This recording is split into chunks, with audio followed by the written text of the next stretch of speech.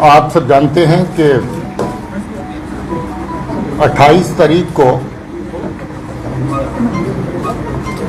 उधमपुर में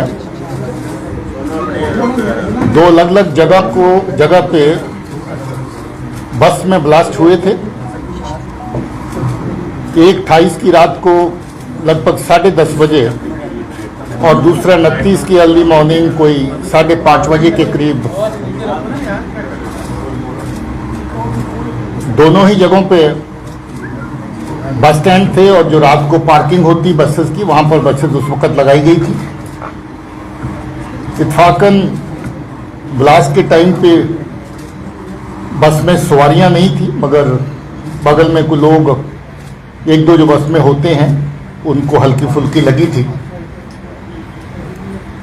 मुझे ये बताते हुए खुशी हो रही कि ये ब्लास्ट का केस बहुत ही कम समय में उधमपुर पुलिस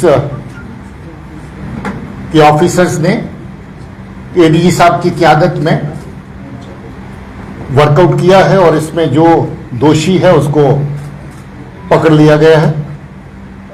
पूछताछ के दौरान उसने अपनी इन्वॉल्वमेंट तस्लीम की है, मानी है, और ये चीज़ें भी पता चली हैं कि ये ब्लास्ट जो किया गया उसमें जो आईडीज इस्तेमाल हुई वो कहाँ से आई, कैसे आई, किसके कहने से आई। मैं थोड़ी सी तफसील जो स्पेसिफिक इस केस में है चाहूँगा कि एडिशनल डीजी जम्मू आपके साथ शेयर करें और उसके बाद अगर आपके कुछ सवालात होंगे तो उन सवालात का जवाब देंगे।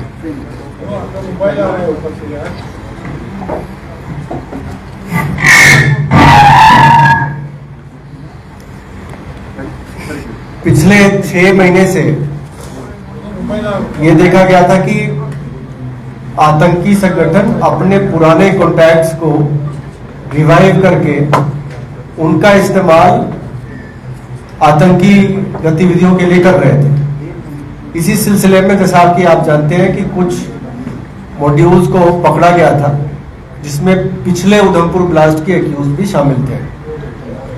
इसी कड़ी में मोहम्मद अमीन भट्ट इलियास खुबैब जो डोडा का रहने वाला है, इसने उधमपुर में पिछले ब्लास्ट में भी इसका हाथ था और अभी के ब्लास्ट में भी इसी आतंकी ने, जो कि पाकिस्तान में जाके सेटल हुआ है, वहां से इसने अपने कॉन्टैक्ट्स को रिवाइव किया, जिसमें असलम शेख नाम का आतंकी जो बसंतगढ़ उधमपुर का रहने वाला है, उसको इसने सोशल मीडिया ऐप्स के जरिए कांटेक्ट किया और उसके बाद इसको 21 तारीख सितंबर को इसने कहा कि तुम्हें कोई सामान जो है मैं ड्रॉप करवाऊंगा ड्रोन के जरिए, उसको पिकअप करना है।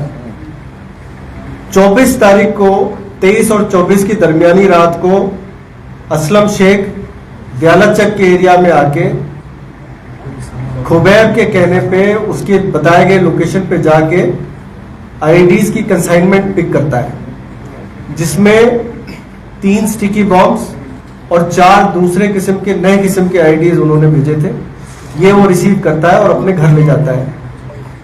27 तारीख को इसको खुबैब का आदेश आता है कि आपने एक हाई प्रोफाइल मिनिस्टर की विजिट है, उसके पहले आपने किसी सूटेबल लोकेशन पे आईडीज फिक्स कर देना है। तो असलम शेख अपने घर से निकलता है, बसंतगढ़ से रामनगर की तरफ आता है और उसी बस में रामनगर में उतरने के बाद वहां के नजदीक के बाथरूम में जाके 2 आईडीज को एक्टिवेट करता है। एक आईडी जिस बस में वो आया था, रामनगर में उतरा था, उस बस में लगाता है पीछे की तरफ, और दूसरा रामनगर के से जो उधमपुर गाड़ी आ रही थी उसमें लगाता है। 2 आईडीज ये लगाता है। इस पे तफसील से इंस्ट्रक्शंस पास किए गए थे खुबैब के द्वारा, जिसमें उसको बताया गया था आईडी को असेंबल कैसे करना है, एक्टिवेट कैसे करना है। 6 किस्म के टाइमर्स उसको बताए गए थे कि 3.5 मिनट से लेके 14 घंटे की टाइमर उसको जो स्विच अवेलेबल था उस पर 4-5 किस्म के वो ऑन ऑफ स्विच थे, उसकी परम्यूटेशन एंड कॉम्बिनेशन के जरिए ये अलग अलग किस्म की टाइमर्स को एक्टिवेट कर सकता था। तो इसने दोनों गाड़ियों में, एक गाड़ी में 7 घंटे की टाइमर और एक गाड़ी में 14 घंटे की टाइमर लगाई और उसको वहां रखने के बाद ये वापस बसंतगढ़ चला गया। उधमपुर पुलिस ने अपनी पूरी टीम के साथ मेहनत करके 4-5 संदिग्ध लोगों को पहले पूछताछ के लिए बुलाया था, जिनमें एक ये भी शामिल था, और इसकी पूछताछ पे इसने अपने सारे जो कारनामे किए हैं उसका खुलासा किया। इसकी शिनाख्त पे 5 जो बची हुई आईडीज थी वो बरामद कर ली गई, जिसमें 3 स्टिकी बॉम्ब है, 2 और उसी किस्म के आईडीज थे जो कि वहां पे उधमपुर में लगाए गए थे। इन सब को यहाँ डिस्प्ले पे रखा गया है और आप इनको देख सकते हैं। साथ ही साथ इसी मॉड्यूल से एक और जैश का मॉड्यूल जुड़ा हुआ था जो कठुआ बेस्ड था, जिसमें जाकिर हुसैन नाम का शख्स, उसको गिरफ्तार किया है, मल्हार का रहने वाला है। और उसको फरीद नाम के आतंकी, जो पाकिस्तानी आतंकी था, 10-12 साल जेल काट के वापस पाकिस्तान गया था, वहां से इसने इसको एक्टिवेट किया था। उसकी गिरफ्तारी के बाद भी उसकी शिनाख्त पे एक स्टिकी बॉम्ब बरामद किया गया है। तो 2 जो मॉड्यूल्स थे, एक जैश का और एक लश्कर का, ये इस ऑपरेशन के जरिए इनको काबू कर लिया गया है और अब इस पे जैसे जैसे तफ्तीश चलेगी आगे की कार्रवाई की जाएगी। ये बेहद शर्मनाक बात है कि जो पाक नवाज फोर्सेस हैं, एजेंसीज हैं, वो जम्मू के अमन के माहौल को खराब करने के लिए और ख़ास तौर पे जब जहां पर कोई हाई लेवल विजिट हुआ तो इस तरह की नापाक हरकतें और साजिशें की। आपको याद होगा कि ऑनरेबल प्राइम मिनिस्टर का विजिट जब हुआ था तब जैश के 2 फदाइन जहां पर जम्मू शहर में आके ठिकाना बनाए बैठे थे ताकि उस विजिट के साथ साथ कोई बड़ी कार्रवाई करें। मगर उस वक्त भी ये अच्छा हुआ कि पुलिस की सतर्कता के रहते टाइम से पता चला और उन दोनों आतंकियों को न्यूट्रलाइज किया गया और जैश का बहुत बड़ा मॉड्यूल जो था उसको ध्वस्त किया गया। इस बार भी ये लश्कर का मॉड्यूल है, बेसिकली असलम शेख लश्कर के साथ वाबस्ता है। 2005 में ये एक्टिव आतंकी होता था और बिलावर के केस में गिरफ्तार हुआ था जिसमें इसको सजा हुई थी और थोड़ा ही अरसा पहले जेल से शूट करके ये वापस आया था और जेल से छूटने के बाद ही ये पाकिस्तान में बैठे अमीन के खुबैब जिसको कहते हैं उसके कांटेक्ट में आया और इसको ये कार्रवाई दी गई कि इस वक्त जो बड़ा एक विजिट दिल्ली से प्लान हो रहा है उसके पहले कोई बड़ी कार्रवाई की जाए और उसको जगह भी दी गई कि उधमपुर में जहां पहले किया था उसी जगह पर इस तरह के फिर से 2 बड़े धमाके जो हैं उनको अंजाम दिया जाए। मगर अच्छी बात है कि ये भी पुलिस ने बड़ा कम टाइम के अंदर इस केस को पूरे को एक्सपोज किया, इस बंदे को आइडेंटिफाई किया, इसको पकड़ा, पूछताछ की, जिसके दौरान इसने सारा कुछ मान लिया है। पॉसिबल था कि अभी भी इसके पास आईडी और अवेलेबल थी, अभी 5 आईडी और इसके पास अवेलेबल थी और अगर ये पुलिस की गिरफ्त में नहीं आता तो हो सकता था कि और भी इस तरह की आतंकी कार्रवाइयां ये 2-3 दिन के अंदर जो हो जाती। और इसके साथ ही दूसरा केस जिसका जिक्र एडिशन डी साहब ने किया, जो बी बिलावर का रहने वाला लड़का है और वो जैश के साथ कॉन्टेक्टेड है, उसको भी उसी एरिया में, बॉर्डर के एरिया में आईडी जो है वो फराहम की गई ताकि वो भी को फर्दर उसको आतंकी कार्रवाई के लिए इस्तेमाल करे। मगर अच्छा हुआ कि उस केस में भी वो आईडी पहले ही बरामद हो चुकी है और वो लड़का पकड़ा जा चुका है।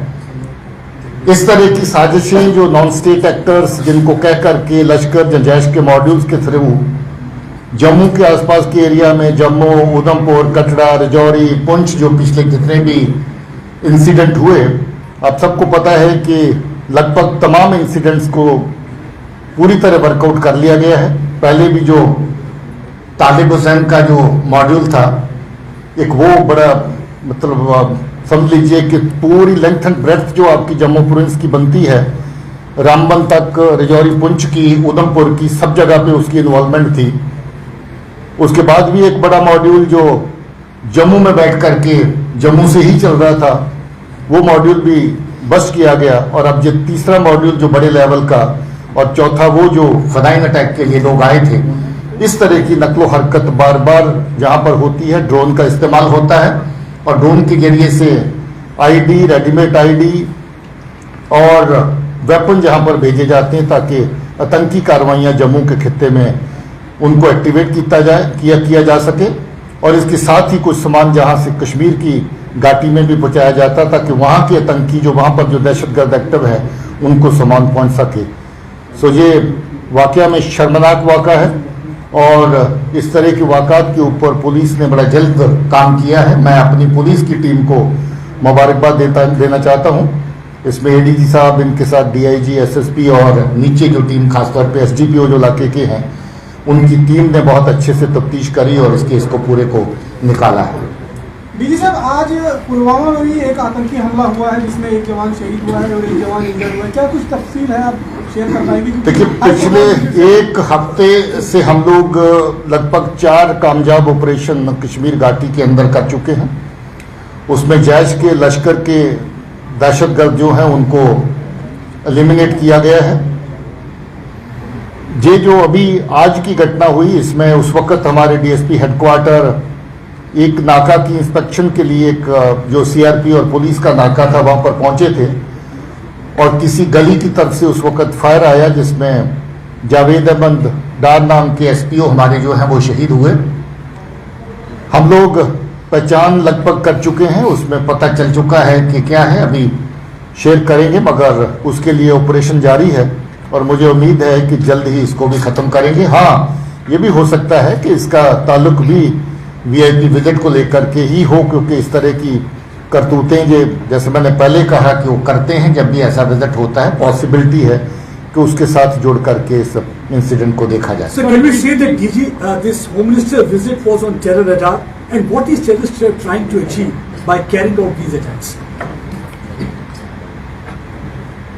देखिए, what I feel is we all know that there's a very, very drastic change in the overall security situation in the duty. That is borne out by the facts and figures. That is nobody's claim that it has happened on its own. A very large number of successful operations have been conducted. While carrying out CT ops, we have tried to keep our people safe, their property safe. People are with us. By and large, people are with us. We have also tried to hit the terror ecosystem on various fronts. As a result of which overall security scenario is much better. Today you do not have the kind of situation which prevailed there 3-4 years back. So therefore, to show that the VIP visits or any such activity which sends a positive signal to the people, positive message to the people, the terrorists and their handlers across would like to show that all is not well. We know that there are still some terrorists left. Our operations are on and we would be able to take care of them. Because he is here to launch several development projects, can we say that Pakistan is enemy of development, can't see the smile on the faces of Kashmir?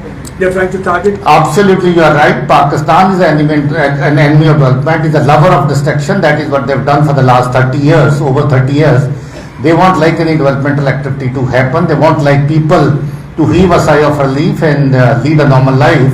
So definitely Pakistan and its agencies have been ensuring that the valley remains not in peace but in disturbance.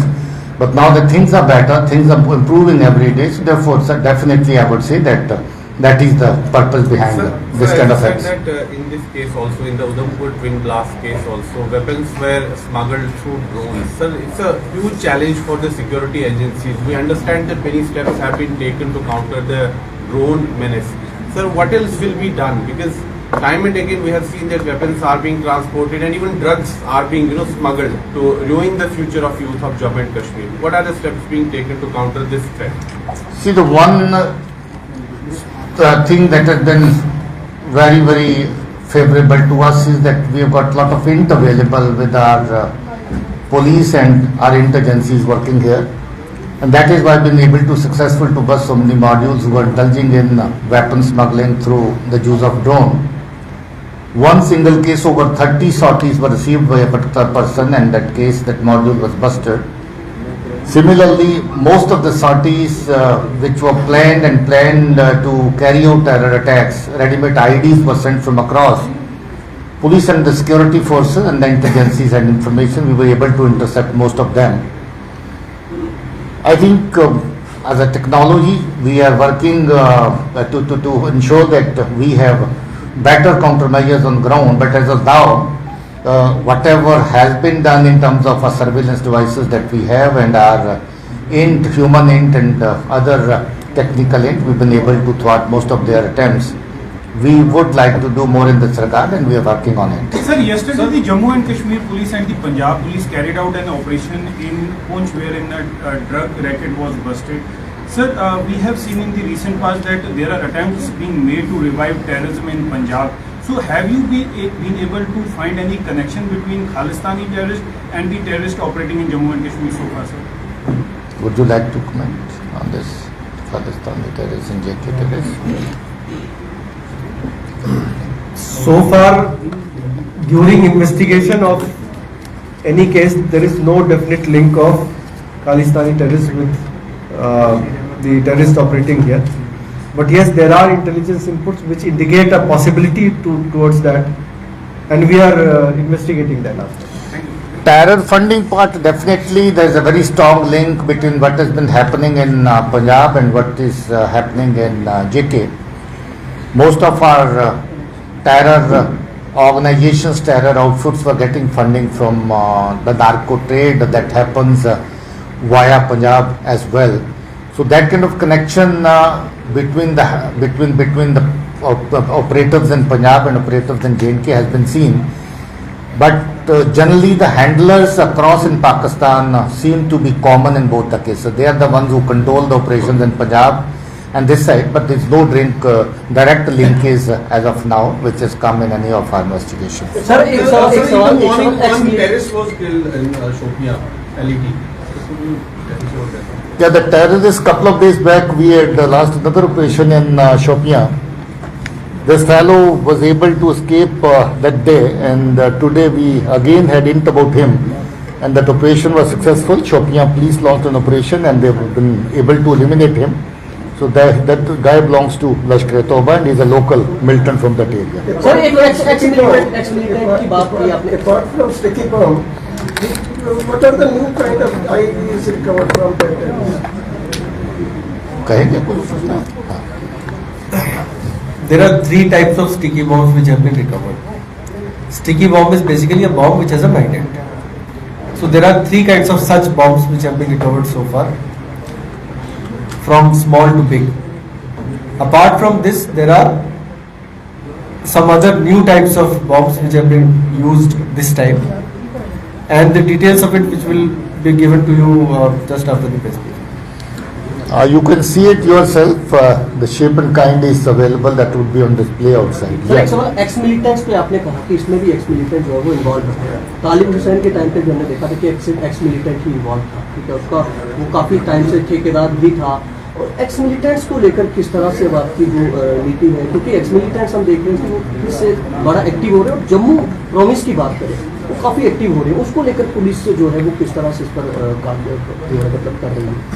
ये सिर्फ Jammu province का ही मसला नहीं है. जो x militant है, even in Kashmir many of them became active, and there are so many examples of the people who became active again and again. Third time, fourth time they became active, and I'm happy that most of them stand eliminated. Jammu side, Kashmir side, both we are keeping an eye over such elements who were earlier into militancy and they are now released from jails after their conviction is over. We are watching them and we keep an eye over them, and definitely wherever such linkages come, we will take action. Can we say that surrender policy of the previous governments have failed? If we see the way they are getting recycled and reused for their related entities. I won't like to make a comment on this. Sir, sticky bomb आप अभी भी मानते हैं कि sticky bomb एक बहुत बड़ा खतरा है, और उससे निपटने के लिए पुलिस क्या कर रही है? और दूसरा, क्या अभी ये जो स्टिकी बॉम्ब आ रहे हैं, ये क्या पाकिस्तान की साइड से ही मेजोरिटी जो है वो यहाँ पर आ रहे हैं? Most of the sticky bomb supplies have come on behalf of or through Lashkar-e-Taiba. Most of the incidents, terror incidents by use of these sticky bombs and all, which have taken place both in Jammu, Kashmir said also one incident in Kulgam had taken place, have again been claimed by and caused by Lashkar-e-Taiba. And you know Lashkar-e-Taiba is in any way being controlled by our agencies sitting in Pakistan. So therefore, sticky bomb is basically associated with one particular organization, and Jaish also up and on, sometimes their involvement in some cases also has been seen. Sticky bomb is definitely a serious threat because it's a ready to use kind of thing. You don't have to do much. It's very easy to handle. Even a very normal person who is being given directions from across, even on cell phone, would be able to make use of it. Even in this case, I was seeing a video wherein DIG Udhampur was interrogating this Aslam Sheikh, and he was telling how to assemble it. And it appeared as if the guy is absolutely perfect in assembling it, using it, and doing whatever way you want to adjust the timer here and there, whatever way you wish to use it. It is a threat, but good part is that we, in most of the cases, get advance information, advance int, and even if there is no int, our police sources and our databases do help us to lay our hands on the right people. Sir वजह क्या मानते हैं आप? लगातार अगर जम्मू संभाग की बात करें, पिछले कुछ समय से आपने मॉड्यूल बस्ट किए हैं, सब मॉड्यूल्स में जो है पुराने आतंकी OGWs का नाम सामने आ रहा है. क्या वजह है पाकिस्तान अब इन OGWs पे या जो पहले आतंकी रह चुके हैं इन पे ज्यादा भरोसा कर रहा है? उसकी वजह यही है कि one would be sure, the handler would be sure that there is some linkage between the person sitting in Pakistan. After all, a person sitting in Pakistan was once upon a time a terrorist and operating in Kashmir. Most of them have been operating in Jammu and Kashmir. They have old association with most of these people who are now in the jails. And one way or the other, they try to get in touch. They try to get in touch with and they establish communication with them. In this particular case also, same has happened. So they know them. They have certain amount of faith in them. They get in touch with them. They give them some task. And when they feel that that guy is able to perform the task, they certainly would give him second, third, or whatever till whatever time he could perform their assigned tasks and all. So that is precisely the reason why they rely more on the persons who have got terrorist background. But it's not that every time they have used these guys only. On the contrary, in Kashmir region, the new modules, the hybrid terrorists, they hardly have any record of terror activities in the past. So they come in touch and they become terrorists only when they go in for first activity of terrorism, they become terrorists. So they hardly have any past record. So it's both way. You also make use of the guys who've been in touch with you, old associates sitting in jail or outside the jail now, and also the new ones who are fallible, who are of impressionable age, who can easily become prey to your machinations. So therefore, that is how they carry on. One last question. Sir पिछले कुछ terrorist incident देखे गए, कुछ ladies की भी involvement हो पाई थी. हाल ही में एक पुंछ में भी मामला सामने आया 1-2 दिन पहले. तो ये कितना चैलेंजिंग मामला है सर? लेडीज की इन्वॉल्वमेंट नार्को ट्रेड में तो काफ़ी केसेस में कॉमन है, क्योंकि it becomes easier to take cover if you got a lady travelling with you in a vehicle. मिल्टन सी में बहुत ज़्यादा इन्वॉल्वमेंट लेडीज़ की नहीं है, और जहाँ जहाँ भी इन्वॉल्वमेंट आई है we do not make any distinction whether it's a lady और a man. So therefore, the law is equal for both of them, but it's not a very serious threat that many ladies are involved in terror crimes. One last question, sir. As you said, by carrying out these attacks, they were trying to make their presence felt, and they were trying to convey a message: all is not well. As a police chief, what will be your message to the Pakistan and Pak proxies that in such cases? I would say the death in the section has not done good to anybody, least to the Kashmiris and the persons who have been one way or the other fallen prey to Pak machinations and the agencies motivating people and young minds, recruiting them into terror ranks. So therefore, I would say this is high time that one should mend his own house. There is so much happening in our neighborhood also. So therefore, better would be to take care of the issues and the problems that you have in your house, rather than disturbing somebody else's house. कितना important है Jammu Srinagar highway पर क्यों delay हो रहा है बार बार इसका देखिए, drone जो होती है वो सड़क से नहीं आती है, वो हवा से आती है। आते हैं हाईवे पे क्या उसकी बात देखिए, फुल बॉडी स्कैनर एक अलग टॉपिक है। The kind of load and the transportation that we have, ये कहना कि फुल बॉडी स्कैनर ही पनेशिया है और उसी से हर चीज हल हो जाएगी। The amount of load on the traffic load on the highway is huge. So even if you have one, maybe that it may not be 100% effective with regard to detection of weapons and all. But there's a committee which is working on that. So therefore, committee has its own findings. I won't be able to comment on that as of now.